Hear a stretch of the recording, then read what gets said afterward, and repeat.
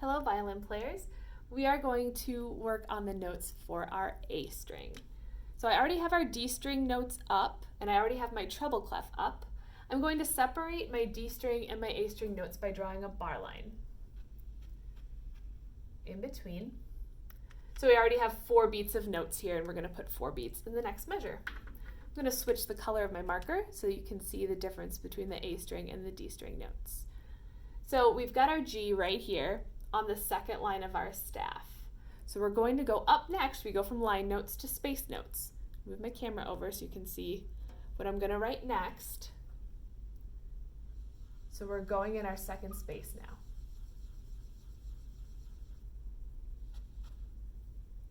All right, that second space, we're going now to our A string. So no fingers. It's our open A. And here's where our musical alphabet gets a little confusing because the musical alphabet doesn't have the full alphabet. So we're going up D, E, F, G.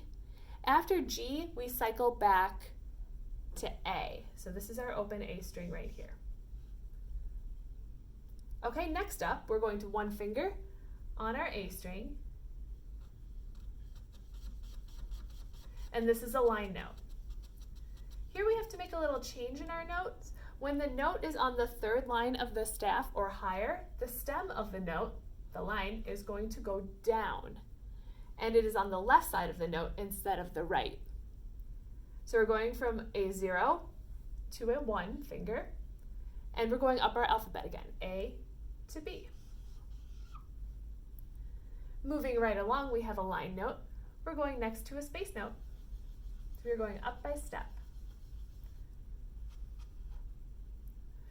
And so we step up A, B, C, and in the beginning, just like on our F sharp, our C has a last name, sharp,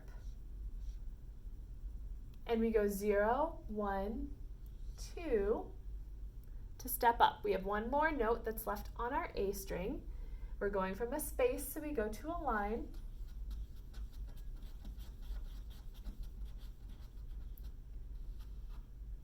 A, B, C sharp, D, 0, 1, 2, 3.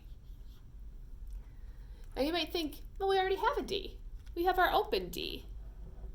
Yes, you do have an open D, but they're very different looking notes, correct? It's all the way down here for your open D, and then all the way up here for your A string D. So they have a very different sound to them because this one is a low note and this one is a high note. So even though they have the same name, they're 2 different notes.